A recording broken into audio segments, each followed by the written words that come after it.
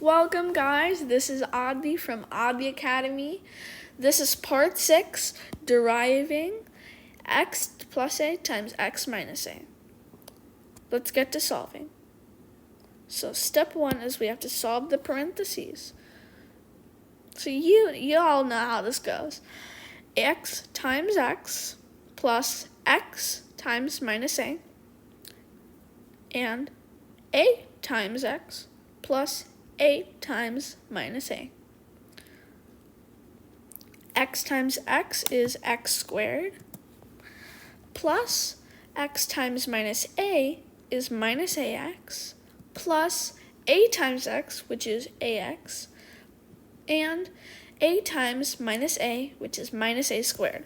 We can see here that minus ax and ax will cancel out. So our answer is x squared minus a squared.